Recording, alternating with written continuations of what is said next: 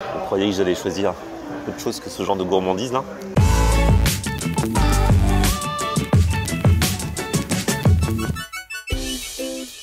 Salut tout le monde, bienvenue, nouveau vlog aujourd'hui. Je ressors toutes mes chemises d'été en ce moment.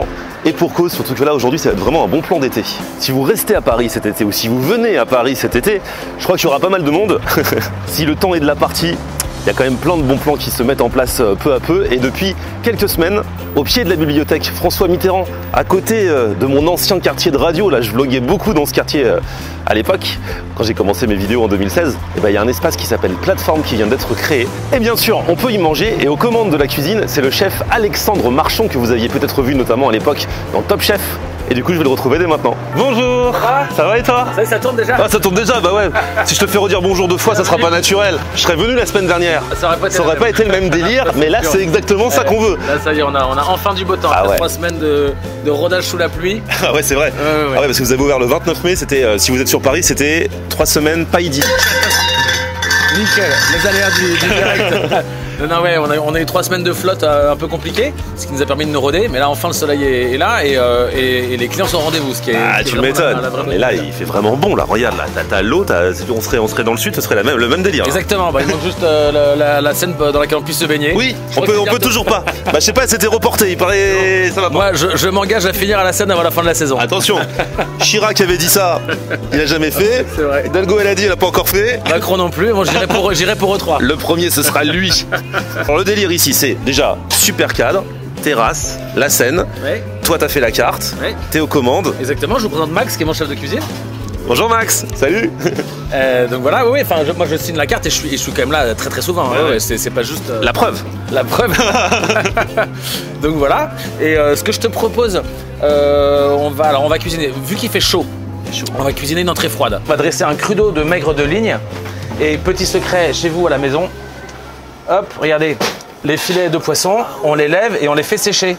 On les fait sécher entre 24 à 48 heures comme ça au frigo, ce qui permet d'avoir une chair beaucoup plus ferme. En fait, le fait de les sécher, ça les déshydrate un tout petit peu. Et donc du coup, il y a moins d'eau, donc ça concentre les goûts.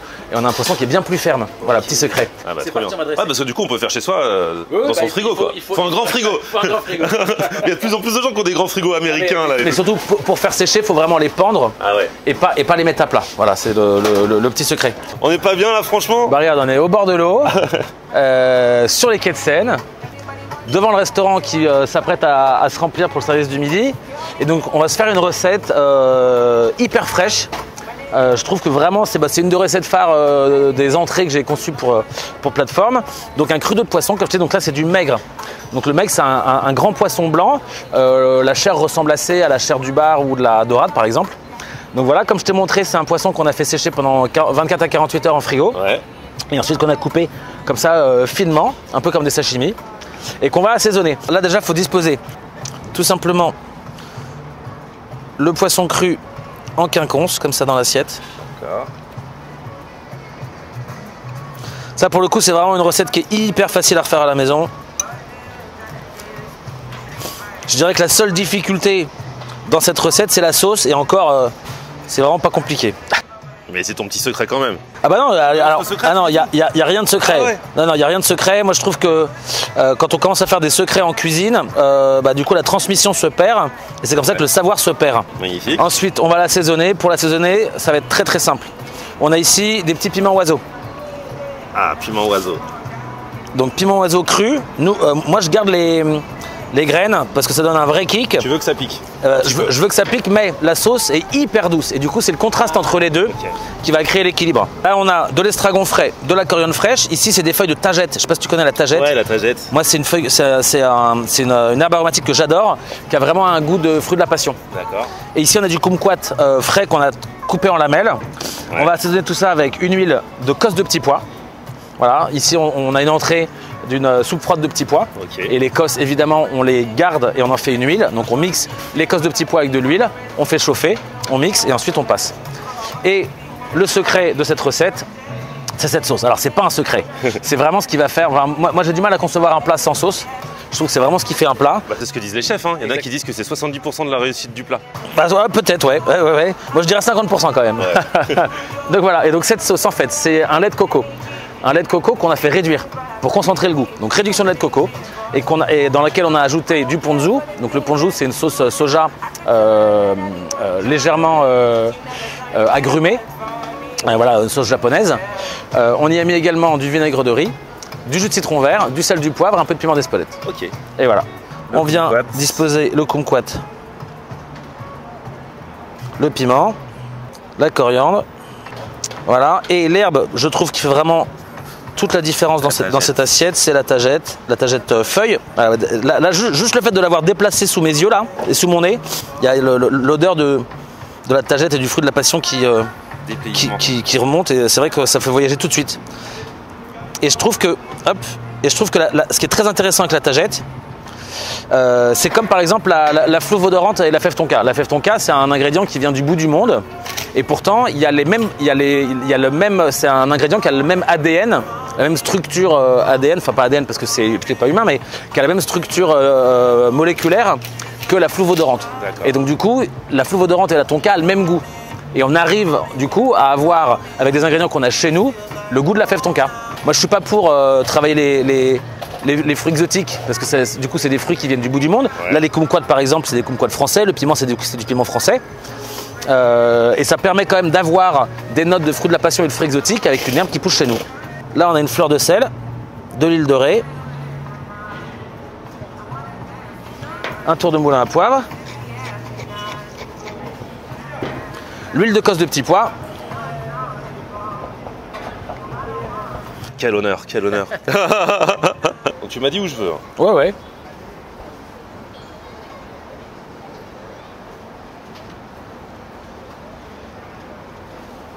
Et voilà. Maintenant il n'y a plus qu'à. Oh là là, petite bouchée parfaite, du coup il faut prendre exactement, essayer de prendre tout en même temps là. Des éléments. Hop. Hop. Un petit peu de coriandre. T'as du piment, tout va bien. Ouais, j'ai tout. La sauce, t'as raison. Ah, le poisson, sa texture, son goût, c'est vraiment top. Mais alors, le truc qui fait la différence, c'est vraiment la sauce, t'as raison. Coco, petit kumquat. Je comprends le petit kick que t'as dit là dans le piment là. Ouais. Parce que du coup, effectivement, ça pique pas du tout, ça n'arrache pas du tout.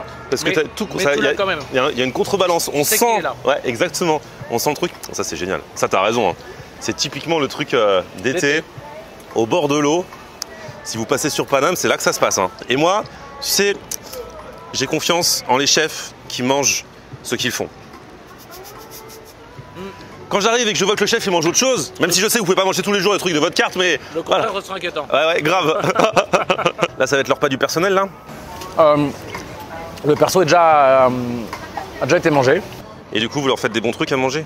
Bah, là ce midi, ils ont une salade de pâtes. Très sympa. Là encore, ça c'est prêt. C'est trop bon. Mais vas-y, mange. Hein. C'est comme chez toi. Hop. Tiens, t'as eu de la tagette ou pas? Je crois pas. Ouais, tout à l'heure, j'ai pris sur la première bouchée. Trop bien. En plus, ouais, alors j'ai lu, t'as un parcours à la base, c'était pas dans la cuisine, c'est ça? Non, pas du tout. Moi, j'ai fait une école de commerce. Après, j'ai travaillé dans la pub pendant 4 ans. Ok. Et il y a plus de 10 ans maintenant, il y a 12 ans, quelque chose comme ça, j'ai tout quitté pour faire de la cuisine. Voilà, par passion. Mais je me suis lancé en tant que chef à domicile. D'accord. Immédiatement, donc sans aucune formation. Je suis complètement autodidacte. Mais tu cuisines, t'as toujours bien aimé cuisiner chez toi? J'ai toujours énormément cuisiné pour moi, pour les amis, pour la famille. Et il y a un peu plus de 12 ans, j'ai fait ce move-là. Donc pendant 4 ans, j'ai été chef à domicile. À l'époque où ça commençait à se faire. La tendance arrivait. Et puis après, on m'a proposé un poste de chef immédiatement que j'ai accepté. Donc voilà, j'ai toujours tout fait au culot moi dans ma carrière. Donc voilà, j'ai pris ce poste de chef. J'ai fait ça pendant 2 ans. Et puis après, j'ai été chef conseil. J'ai fait du conseil pendant quelques années jusqu'à ouvrir mon restaurant dans le 11e, rue Saint-Maur, qui est un resto gastro. L'aventure vient de se terminer. Ouais, t'as dit que c'est compliqué un resto gastro. Surtout quand tu l'achètes juste avant le Covid et que t'as pas les aides de l'État, tout ça. Donc voilà. Ça a été 5 années à la fois d'un bonheur immense et d'énormément de difficultés. Voilà, je pense qu'ouvrir un restaurant tout seul, c'est un peu une folie. Même si j'ai été aidé financièrement, mais dans le quotidien en tout cas, dans le quotidien, j'étais seul à gérer le truc et c'est ça qui était le plus difficile, je trouve. Donc voilà, et maintenant, voilà, il y a des projets comme celui-ci ou comme d'autres qui vont arriver. Ouais, au moins tu t'ennuies pas, tu peux faire un projet là quelques mois pendant l'été, après autre chose. Toujours en mouvement. Ouais, c'est trop bien. Et là, il y a quoi de beau qui se prépare pour ce midi en cuisine, chef? Un cochon lait farci, entier farci, comme ça. Ah ouais. Une belle bête, entre 23 et 25 kilos. Donc t'as dit quoi? Chair à saucisse? Chair à saucisse, Et il y a un peu de fenouil, du vin blanc, du cochon, dans du cochon de lait. Du coup, comme je suis là, je vais en profiter pour déjeuner. Merci. Merci bien. Avec des entrées, plats et desserts du jour à choisir. Petite formule super sympa. Là en entrée, j'ai pris les croquettes de Scamorza, le fromage italien. Et vous croyez que j'allais choisir autre chose que ce genre de gourmandise là?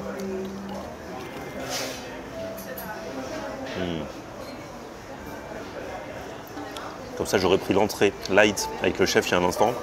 Et là, l'entrée un peu plus fat, même s'il fait 30 degrés. On peut ajouter une petite sauce tomate aussi là.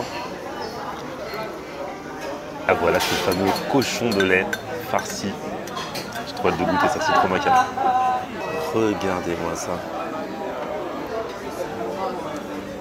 C'est parfumé de fou. Et le cochon est trop bon. Et cette farce, donc vous savez, j'adore les farces. Bon, les tomates farcies, je peux vous laisser la tomate, je peux manger la farce comme ça. Mais là, cochon de lait farci, c'est une tuerie les amis. Tu vois, t'as la peau là, et la beauté de la farce, vraiment, je suis fan de fou. Eh chef, le cochon, oh là là, ah c'était une tuerie.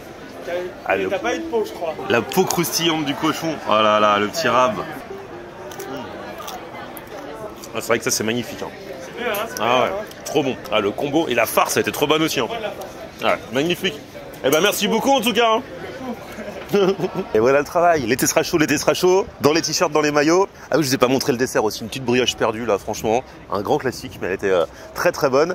Si vous voulez venir, bah du coup, il y a la bibliothèque François Mitterrand ici, le métro, et de la gare, le métro Ligne 6 de l'autre côté, et c'est ouvert pendant tout l'été. En espérant que les dieux de la météo soient avec nous. Petit pouce vers le haut si vous avez kiffé la vidéo. Vous abonnez à ma chaîne, on se retrouve sur mon Facebook, Florian On Air, et Twitter, Snapchat, TikTok, Instagram, c'est aussi Florian On Air. A plus, ciao. On aime regarder Florian On Air. Ok. On aime regarder Florian On Air. On aime regarder Florian On Air. Alors tu dis quoi Florian?